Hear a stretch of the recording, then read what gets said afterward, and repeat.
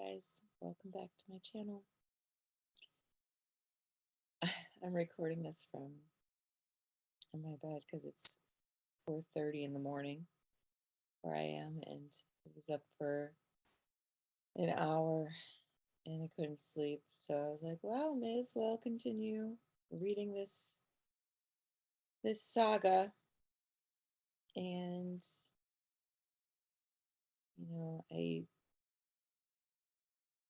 I said I was gonna do it, and so I'm just following through because for whoever lands on this page finds this video, and perhaps there's something within it that will help you where you are in your journey. So without further ado, let's continue. Without shame, I'm going to tell you that a week after this incredible out-of-body experience, I dove headfirst into another relationship.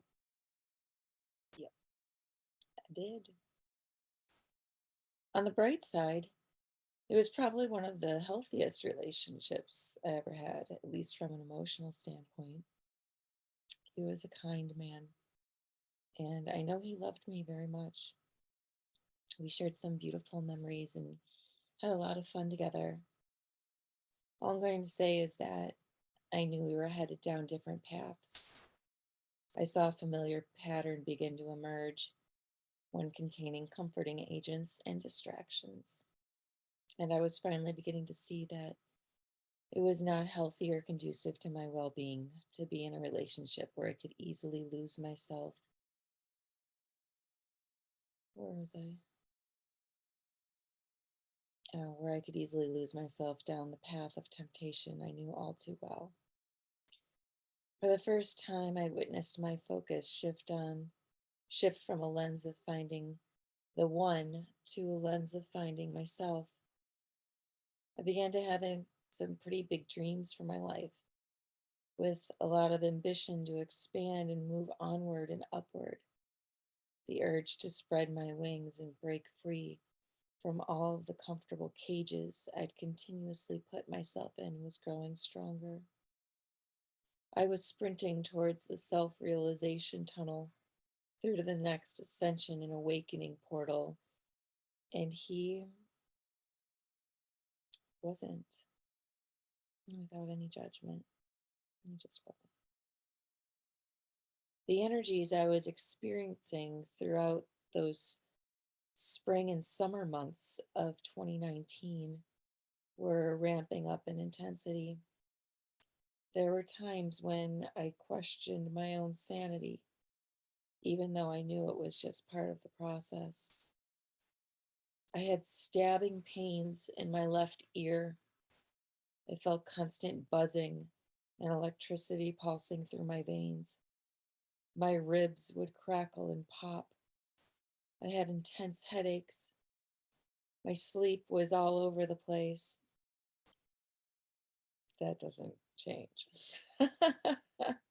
Sleep and time. You just flow with it. But, anyway, getting back. I was seeing crazy images when I closed my eyes. My eating habits fluctuated. Even my skin felt different. I became completely obsessed with reading about the energy and ascension updates I found online in order to gain some clarity. I searched for any information I could find regarding whatever it was I was feeling and going through at the time. I was drawn to websites, books, and other people who seemed to have had very similar experiences, which instilled a sense of peace within me. I realized I wasn't alone. I had a couple of friends who were going through it as well, but most of my relationships were with individuals on YouTube. I felt connected to certain people because they spoke of things I too was experiencing and feeling in my heart. Of course, these people with whom I felt so close didn't even know I existed. So although it helped to know there were others out there and that I was just going through a process, it didn't make the feelings and emotions that came with it any less intense. There were days when, again, I didn't want to get out of bed. There were days when all I could do was cry.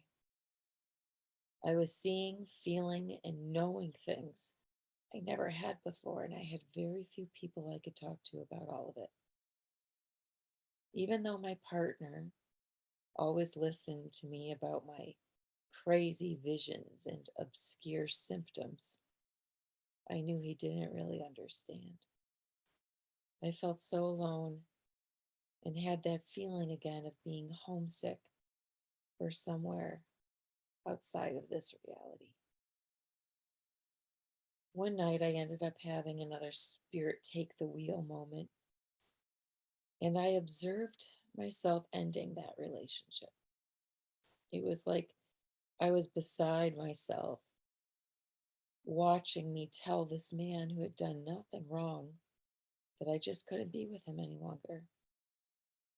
Though heartbreaking, I knew it was what I had to do, and rather than prolong the inevitable, which I'd chronically done in the past, I spoke my truth. It was a breakup like no other I'd had.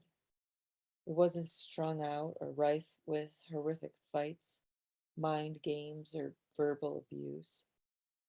Instead, there was respect, there was communication, there was expression of emotion in an appropriate way, and there was closure. Perhaps it was due to the fact that I remained living with him for a month afterwards while I searched for my own apartment. We were forced to sit there together under the same roof, unable to escape the uncomfortable emotions that typically follow a breakup. To say it was hard is an understatement, but we managed to breathe through it. There were times I listened as he'd cry in the adjacent room, despite his best efforts to remain unheard. It took every ounce of strength I had not to go and comfort him, for fear of reopening the wound. I easily could have let my emotional pain body take over and run to his side, but my higher self wasn't allowing that to happen. The time had come for me to learn perhaps the most critical lesson of my current life, that being how to love myself without running back to my comfort zone. There were many nights I too silently cried myself to sleep, not only from the pain of our broken hearts, but because I was the one responsible for breaking them. For the first time in my life, I was on my own and without a plan other than coming home to my heart and tending to myself completely. I knew I needed to nurture all the parts of myself that I had ignored, abandoned, shamed, and betrayed my entire life. The only relationship I had, other than the one with myself, was with God, Spirit, Source, Universe. Whatever term you want to use is fine. It's all one and the same to me. I couldn't stop thinking about what I'd experienced that life altering day in my office, August 2018. I'd communed with Spirit and myself in such a palpable way, and I wanted to honor that experience by immersing myself in it. This meant going within, meditating more, and taking care of my body. I needed to learn how to be okay with being alone. I needed to learn how to nurture myself, love myself, and find inner peace. I also knew that I had to start utilizing all this newly acquired spiritual insight and begin taking some leaps of faith to fetch any seemingly out of reach breadcrumbs. Similar to that scene in The Matrix, when Neo was training with Morpheus to jump from the rooftop of one building to another. I had to start to trust that any obstacles that invoked fear, self doubt, or any other limiting belief were merely illusions. I had to trust that these obstacles were actually catalyzing portals that would launch me to the next highest potential timeline, which held the next set of tools I would need to continue building my dream life. In other words, I had to listen to my heart's desires, face the fear of leaving my comfort zones, and trust that if I leapt without seeing a net, I would be rewarded with exciting new opportunities. I would be safe. This was completely backwards from the way I had previously operated. Rather than making sure I had all the details figured out with a landing pad in place, I now had to trust that Spirit had my back every time I was guided to make changes in my life. I now had to trust and actually listen to my internal navigation system, the one to at the one that to this point I had continuously chosen to put on silent because I thought I knew a better way. So if I listened to and trusted my gut instincts, my inner guidance, my intuition, Spirit would undoubtedly provide me with everything I needed at that time to help me along the journey.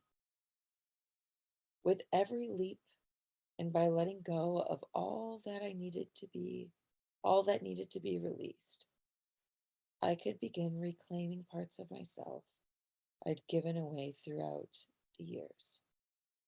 Every time I felt that deep pull from my gut, either towards or away from something, I had to start training myself to listen to it and to take action based on what it was guiding me to do.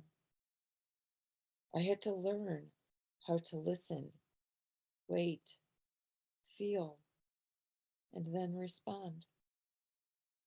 With loving compassion and gentle encouragement, I began to venture outside of my comfort zones while consistently emptying out my travel bag of everything I didn't need to carry along with me.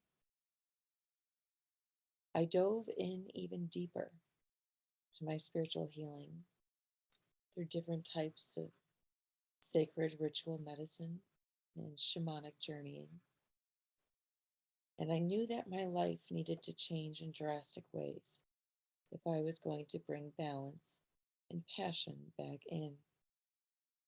I respected and acknowledged the parts of myself that were afraid to change.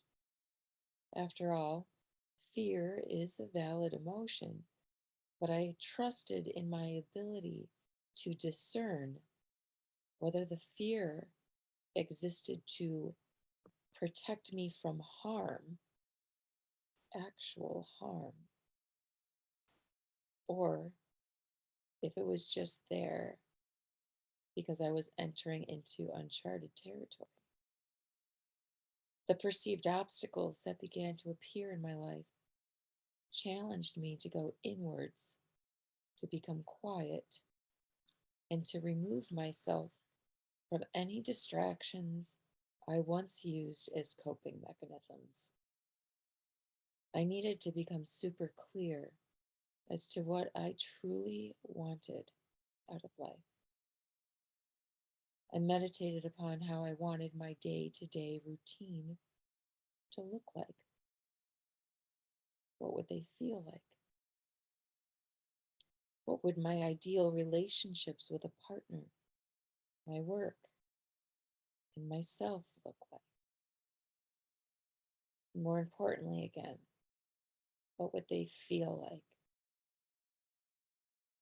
The fall and winter months of 2019 and early 2020 were pretty much spent in solitude,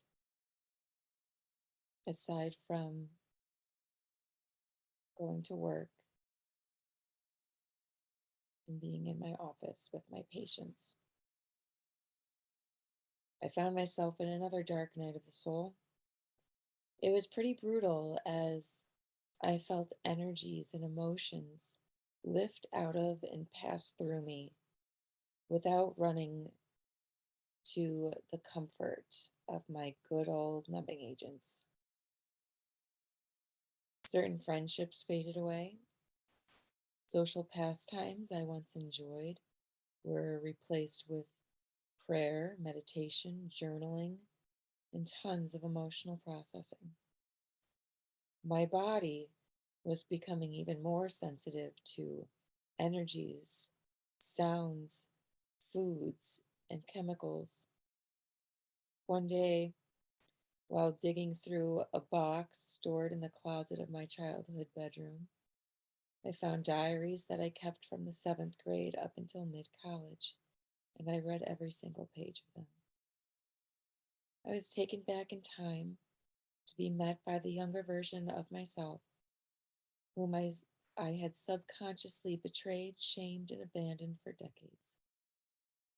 It had taken me back, no, it had taken me nearly 30 years to finally understand why certain situations and patterns kept repeating in my life and how they served as an opportunity to help me heal and release myself from the karmic shackles that had kept me in the dark. They were set on different stages, in different arenas, with a variety of characters, but they all had a common theme.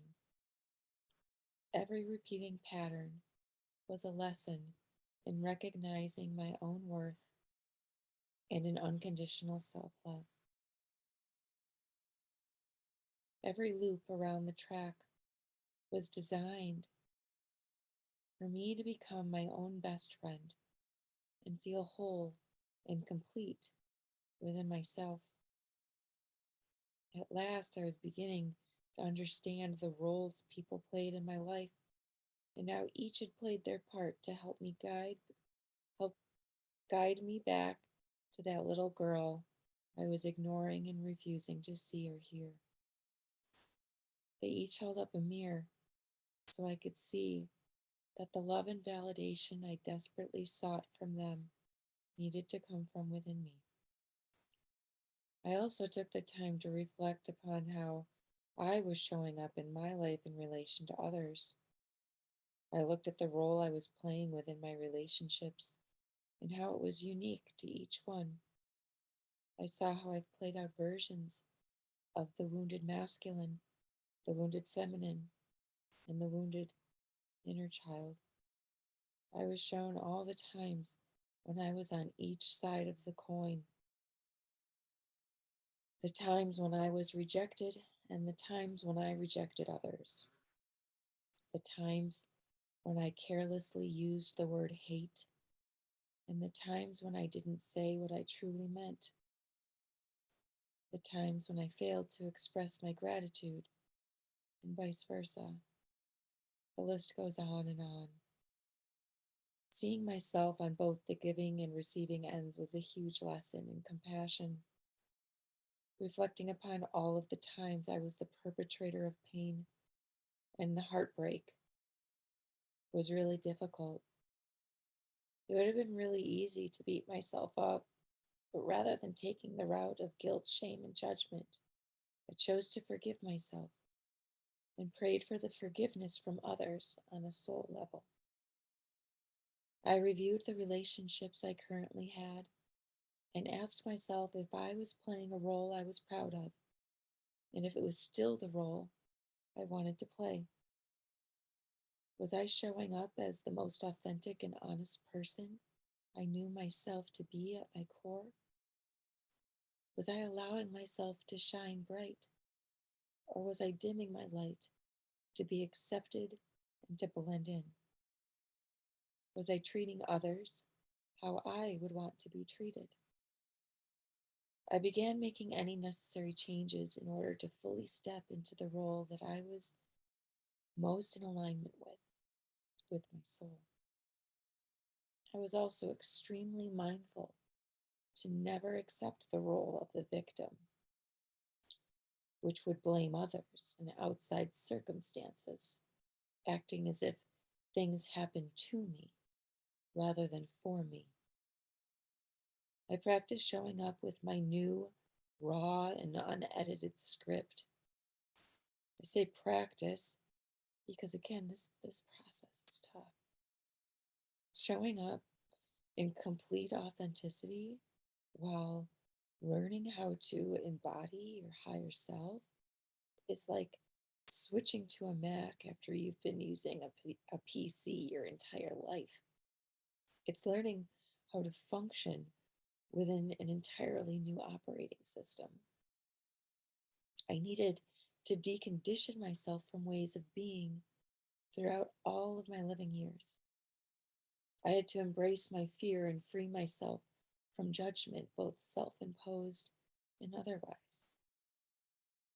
I journeyed through a cycle that to me felt like death and rebirth. All I wanted and prayed for was to feel better and be me again. The challenging and confusing part was that I didn't even know who I was anymore. I was having a complete identity crisis. Everything that I once knew to be my life no longer felt right, nor was what I wanted. Oh, I put this part in my book. Yeah, it's good. I felt like a snake who had just shed its skin, vulnerable and sensitive. I felt like a butterfly who had just come out of its chrysalis, transformed and confused. I felt like a baby bird who was just pushed out of the nest and told to fly, frightened yet free. One of the driving motivations that got me through this trying time was the birth of my nephew, which happened ironically a few days after Thanksgiving. He was a saving grace in so many ways, not only for me, but for my entire family. I was so eager to meet him, but I needed to wait until after the holidays to travel out west to do so. I arranged to take the trip at the end of February of 2020. In the weeks leading up to my departure, I had some pretty big revelations regarding my business. I decided I wasn't going to renew my lease at the end of March, which meant I needed to make some changes to the structure of my business that would allow me to offer my work from home. I was going to remove myself from the professional sandbox of healthcare and focus solely on the spiritual and energetically based work I was being guided to do, in which my healing sessions were pretty much already consisting of. If I was being completely honest with myself back then, I knew it wasn't just a matter of restructuring or working from home. The holistic chiropractic practice I built from the ground up, my firstborn, if you will, was dying right alongside me. I wasn't exactly sure how I was going to pull all of this off or what it was going to look like. There were a ton of question marks and heaps of anxiety. So many thoughts kept me up at night. All I knew was that I no longer felt good with the way things were, and it all needed to change. On February 22nd, 2020, I headed to California. This day already held a special weight, as it was the first anniversary of my dear grandfather's passing. I felt his spirit all around and knew without a doubt that he was traveling alongside me. The signs, synchronicities, and encounters I had in the hours leading up to the meeting of my nephew were unbelievable. It began in the Chicago airport.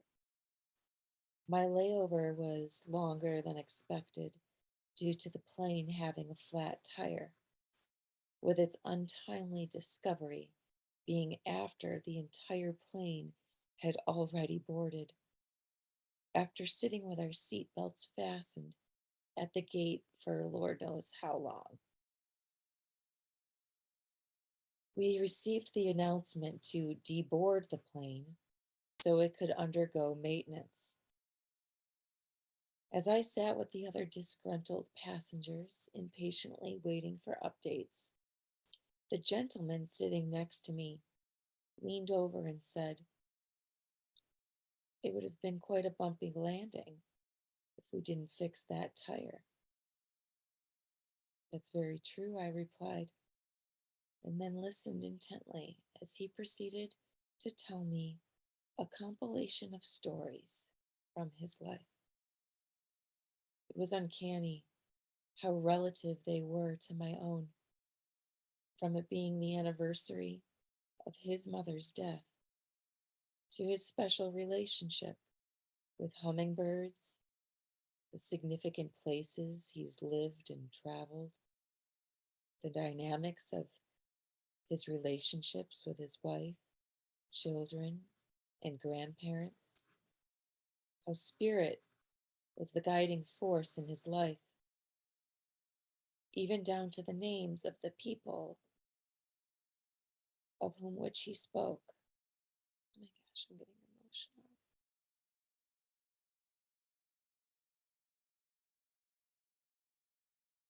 Needless to say, my jaw dropped more than once. It was as though he was an angel sent to share little hints that were meant to guide me along my own path forward.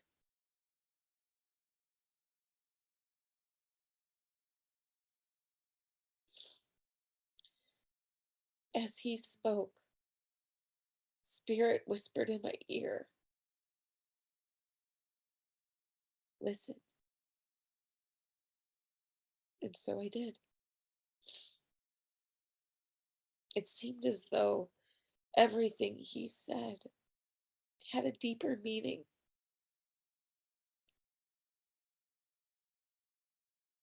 And so I tried to pick up every underlying ounce of wisdom it contained. Whew. Once we were finally able to reboard the plane, I grabbed my journal and ferociously wrote down everything I could remember from our conversation, ending up with several pages. After being delayed nearly 3 hours, I finally arrived in California. Beyond exhausted, I picked up my luggage and rental car and pulled up the information regarding my Airbnb. When I saw the address, I immediately got the boost I needed. The number of the street address was 1100 with an apartment number of 111. Repeating numbers have always been a sign for me and were amongst the original breadcrumbs Spirit would leave to capture my attention. Now they served as further validation that I was exactly where I needed to be. The numbers themselves offered their own unique messages to me. Ones, for me, represent manifestation and the magic of new beginnings. The number one is affiliated with the magician, the major arcana within the traditional tarot decks. The magician possesses all the tools needed to create his world based upon his truest desires. The number 11 is considered to be one of the master numbers and holds an even greater spiritual weight. Many interpretations exist, but of them, the number 11 signifies high intuition, illumination, insight, sensitivity, and a direct channel to the divine. 0 is affiliated with the Fool card of the major arcana. It symbolizes one embarking on a new path, carrying with them only that which is needed. Most importantly, the ultimate faith required as one is about to take a giant leap into the unknown. Upon arriving at my Airbnb, and just as I thought Spirit had said everything it needed me to hear for the day, I entered the bedroom to find a small tin on the shelf labeled Jesus Healing Balm. I fell asleep that night with gratitude and heart-filled excitement for what this trip had in store. I woke the next day jet-lagged and a bit delirious, but with the giddiness of a young child who was about to go to Disney World. The day had finally come when I was going to get to meet and hold my precious baby nephew.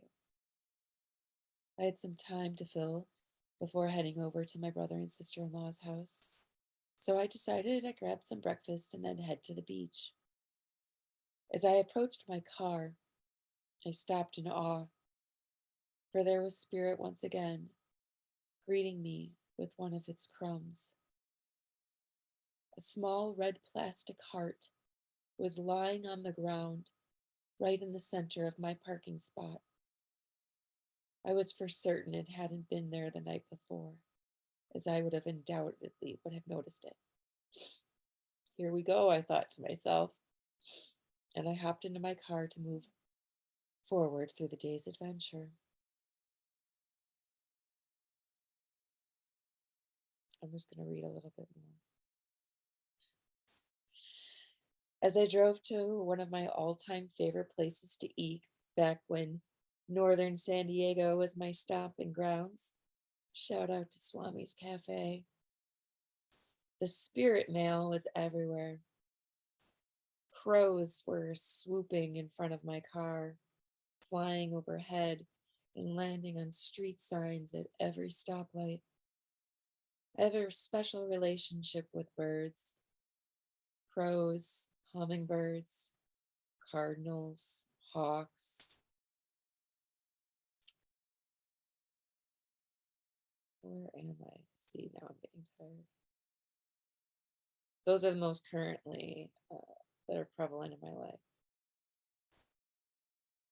Just as repeating numbers hold multiple interpretations, totem animals do the same. For me, crows carry goddess and priestess energy and are messengers of magic, wisdom, healing, death, and rebirth. I was also being blasted with rose energy. Everywhere I turned, there was another street name or sign or a picture of a rose. Roses for sale, rose garden, Rose Bay Drive, here a rose, there a rose. Everywhere was a rose.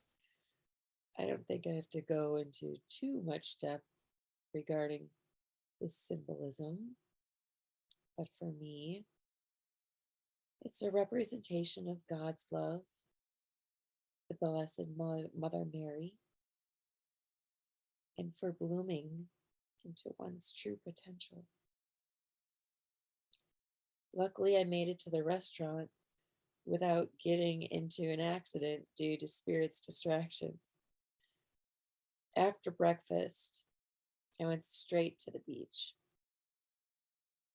I parked my car, kicked off my shoes. Oh my gosh, my ear is ringing.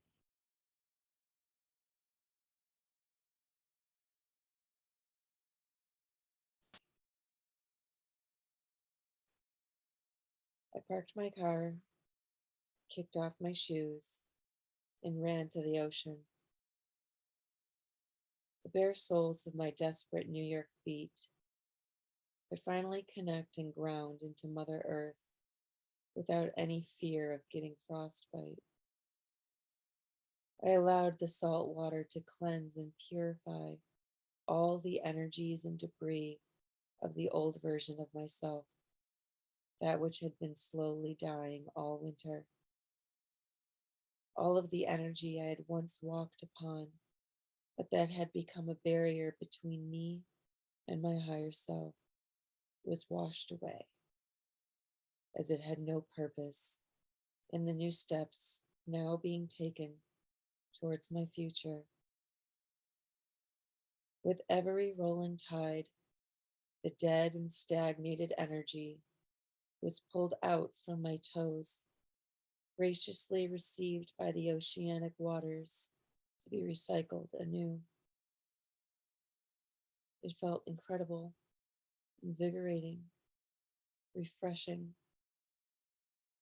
I gazed up to the sun and allowed its warmth to penetrate my skin and its rays to fully embrace me. I stood there on the beach, looking out to the horizon as I prayed and thanked God for all of the blessings, opportunities, relationships, and experiences I've had in my life. And I kid you not, as I looked down, I saw that the tide had created a perfect image of an angel in the sand, still covered in chills and eyes puffy from joyful tears. I drove to my brother and sister-in-law's house, and just when I thought my overwhelmed heart was going to burst, I pulled into the parking spot, and in front of their house, there before me was a rose bush with a single red rose fully bloomed. The miles on the odometer read 333, the Holy Trinity. All the signs and synchronicities were taking my breath away. Something big was coming. It happened as soon as they placed my nephew in my arms. For the first time in my entire life, I felt and experienced unconditional love for another human being.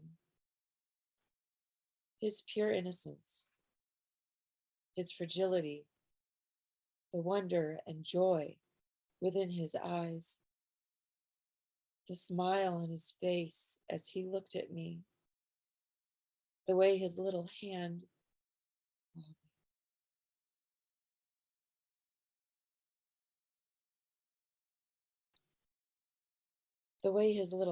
wrapped around my finger touched my heart in the profoundest of ways. It was a monumental moment. Apparently, there's something magical that happens when you mix sunlight,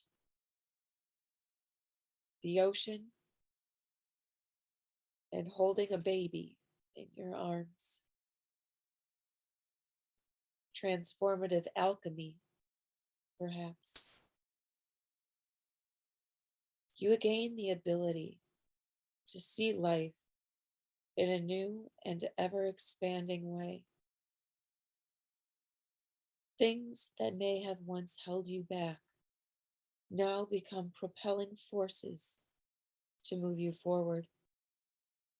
The lens through which you previously perceived life is cleansed, allowing you to see clearer than you ever have before. The love that you feel in and for your body dissolves any fears left standing in your way of you and your deepest desires. You realize that there is no other moment than now. In every now moment, in every breath, every thought, exists an opportunity to choose your direction. With one step at a time, You move along your new path, a path that is laid brick by brick, moment by moment, breath by breath. You learn to enjoy the process of bricklaying. You learn the importance of observing your surroundings with each new step and to take the time to feel that which is there. You learn to surrender to the guidance of your inner compass. You learn to trust in its calibration to your true north. You learn to enjoy your walk and to experience the now. There is no need to run, for you won't miss the train. It won't leave without you. Every step you take is divine. The light is so potent, and as it shines in through this new lens of perception, it magnifies the inner light you hold within, creating a threefold flame with the power to transmute densities to gold. It purifies you and warms your heart, bringing sweetness to the container of your soul. It's a lot of love from my heart into yours. And I'm going to attempt to go back to sleep for a while because clearly I'd be tired. Take what resonates and leave the rest.